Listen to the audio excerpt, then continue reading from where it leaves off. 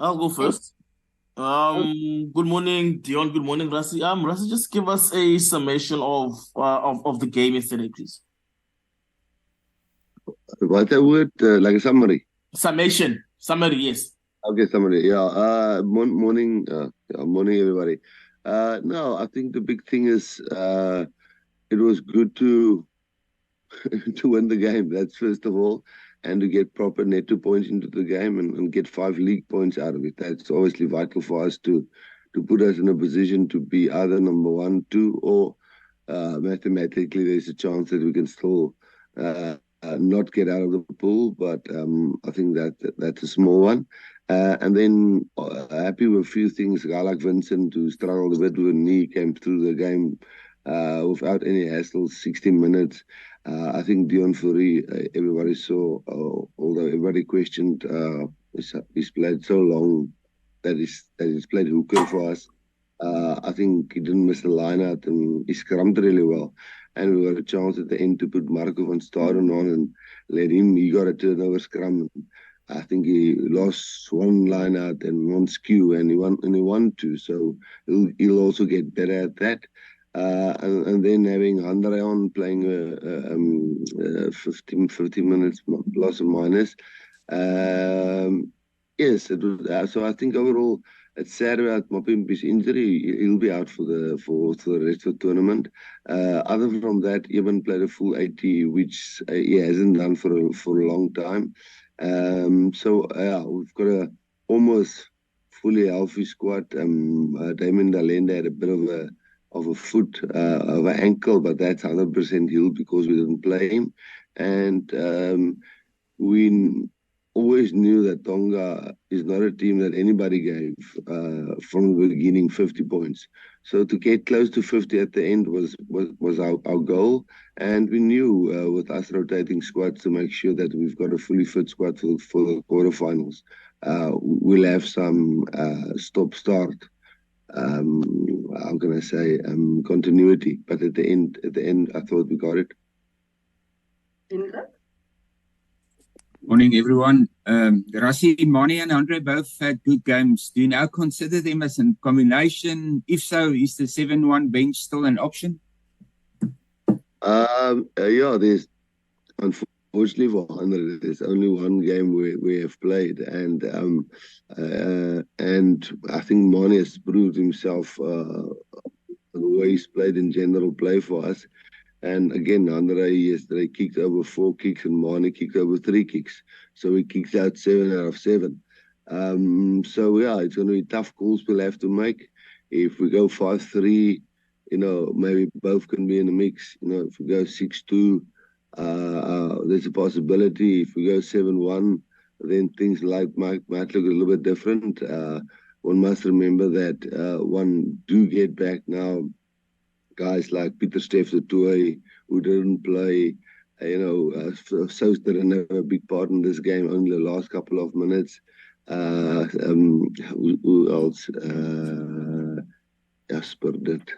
There was a couple of guys who didn't play. John Klein didn't play. R.G. Snyman didn't play. Faf didn't play. So no, we'll have good thinking, but I think we internally will only announce the team next Sunday. And then obviously as quick as we can in the test match weeks. I know Saturday evening after the Scotland Ireland game, we'll know exactly who we're playing. If we end first, we play the next Saturday. If we end second, we play the next Sunday. So then we've got a 7-day turnaround. But we'll know that on Saturday evening. Morgan? Thanks, Ina. Morning, Dion. Morning, Rassie. Rassie, just on Mani's kicking, in the previous games, it just seemed like with the shot clock, he seemed to be quite rushed there towards the back end before striking the ball. Is this something that you guys worked on? Because last night, it looked like he managed that little period of time a lot better, and he was more relaxed. He was taking shots. Yeah, look, I definitely can't take any credit for that. If somebody did, it was Stocker. If somebody did help him with that. But I think I think we made, and rightly so, and deservingly so, we made a fuss about it. But I think if you look at our previous game, where Jesse Currie went right through and just shouldn't have popped the ball up, and see how would have scored the try. I guess where Pieter-Steph lost the ball right over the try line. The one where Pieter-Steph got tackled into touch. Those are 5-pointers which you throw away. And for us, to be honest, I understand it's a nice talking point, and people say that wins games, and yes, it's true. But tries also wins games for you, and the way we play is to try and score tries. I really think we've been attacking much better, like the country's asked us to do, and the supporters are always wanting us to be more creative and not just have this kicking game. And Mani brings this to us. He certainly worked really hard with Andre, and who knows, maybe it's Andre that gave him a tip or two. I know Stocker was quite busy with mistakes. I don't think the shot clock was ever an issue for him. And Mani was always, he's a very interesting character when it comes to something like that. It feels like it doesn't bother him in the rest of his game. And I think that's something special to have. So it would be nice to have him on the park for that general play, and somebody who, if he's on song, fantastic with his kicking, but if there's somebody else who can back him up if he does have a bad day. But no, it's definitely not me and Dion that helped him. It's probably Stocker and Andre's combination. Arlia? Hello. Rassie, you just said that Makatsole is out from the World Cup. Can you just specify what kind of injury he has, and also the importance he has in this Springbok squad with all his background? And as a follow-up, do you already know who is going to replace him in the Springbok squad? Henry, say. Not. Okay.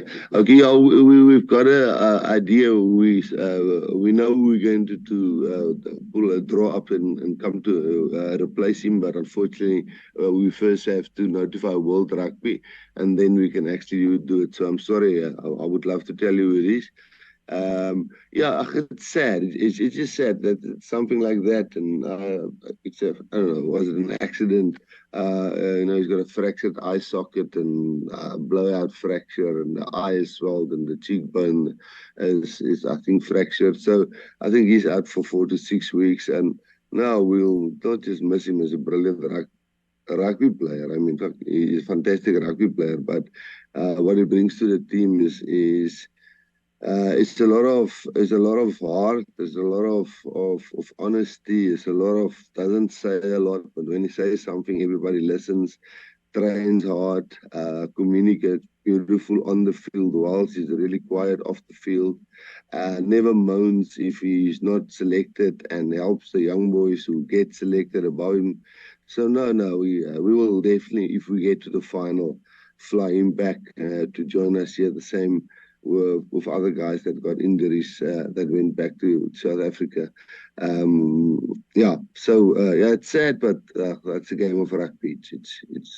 Those collisions happen. Taniso? Thank you, Zina. Maybe for the both of you guys, have you guys got around the permutations of what needs to happen in Paris next week to ensure that you guys stay in the tournament? Yeah, well, but basically, according to me, how I understand it, basically, if Scotland beat Ireland with more than 8 points, and Ireland doesn't get a bonus point. That being said, a bonus point for less than 7 points or not scoring 4 tries. If Scotland beat Ireland, then, in my opinion, Ireland is out. Then we are first, Scotland are second, and Ireland are out. So if, for example, Scotland beat Ireland 8-0, I believe Ireland's out. That's how I see it. I've been thinking about that a lot last night. Then the other permutation is, which is the interesting one, is when all three are on 15 points. Now, when all three are on 15 points, then the team with the best netto points first of all go through. Now, let's say all on 15 points. Now, if Scotland's netto points is the best, then Scotland will go through, and then we will fall out because Ireland beat us. So first it goes to netto points, and then the second thing is who beat who. But for that to happen, actually, Scotland must score 4 tries, and they must beat Ireland by more than 20 points. And Ireland must get 1 bonus point somehow. So it's 3 or 4 very interesting permutations. But I guess if I was Scotland or Ireland, Scotland, I would just want to beat them by 8 points and not even score a try, and just beat them by 8 points.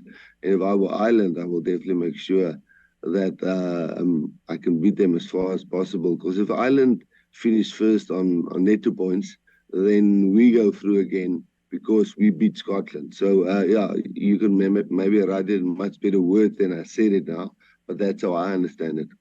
I mean, as a quick follow-up, Dion, how are you feeling about being in this position where you may have 1 foot in the quarterfinals, but that could all change depending on what happens in Paris, even though it's also very much out of your control, having put in the performance last night? I think for us, we've done what we had to do in order to put ourselves in a position to qualify to go through. We're looking at going forward. We have time now to, as we always do, to prepare on different scenarios. So some of us will prepare with an eye on we finish first, then we will have to prepare for the All Blacks. If we finish second, then obviously in the scenarios it's there now, it might be France, and also because France and Italy still have to play, which is always an interesting battle. If we're looking at the past, we also have to have some guys preparing for possibly playing against Italy. So for us, it's just making sure that we cover all our bases in terms of our preparation, and we have time off now, week off now, to sort of look back and reflect in terms of what might happen, and that will be our focus. Yeah, if I can latch onto that kind of issue without with all humbleness, and this is no arrogance saying this, but we will much rather sit here than being Ireland and knowing that we've been number 1 in the world all the time, and Scotland basically just have to beat them by 8 points, and they're out of the tournament. You know, the score can be 20-12 or 20-13, and they out of the competition if Ireland doesn't get a bonus point. So they don't even have to beat them by 5 points. You know, they yeah. So I think of the 3 teams, we probably at this stage the most comfortable sitting here, knowing we've got a 2 weeks rest, and look, maybe we've got a 6 months rest if the cards doesn't fall our way. But I think those guys have to still play next week. We now have got 2 weeks off where we can analyze all 3 teams that we possibly can play. And as I said, I always thought the Ireland-Scotland game is going to be nervy, just like I think the France-Italy game will be nervy. I know everybody writes off Italy, but Italy is not used to playing against the Southern Hemisphere teams, but they are very used to playing against the Northern Hemisphere teams. So I think there's going to be some interesting permutations still in the rest of this World Cup. Currie?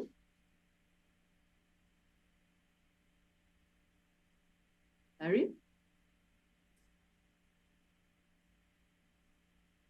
Okay, Hendrik? Dion, for you, please. Just your thoughts on Deon Fourie's line-out throwing and scrumming, please. I think Deon Fourie, as Rassie also said, I think his performance was outstanding.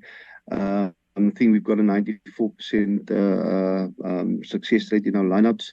Out of that, Deon was pinpoint in most of the lineouts. It's just one that was one contested that wasn't his fault.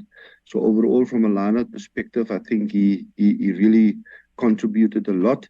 He also scored a maul try at the end where he controlled the ball at the back of the maul very well. And then also just look at his overall performance, the contributions that he made when he switched from hooker to flank, the turnovers that he made, his battle rate, his work rate off the ball, just outstanding. And to have him not just with his experience in the side, but also in the way that he hold himself on and off the field. He's a calm character, experienced, he contributes well.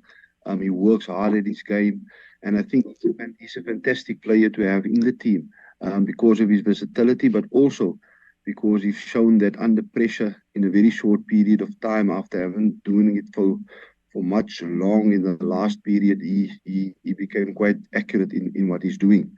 So yeah, he's a very special player to have in the squad.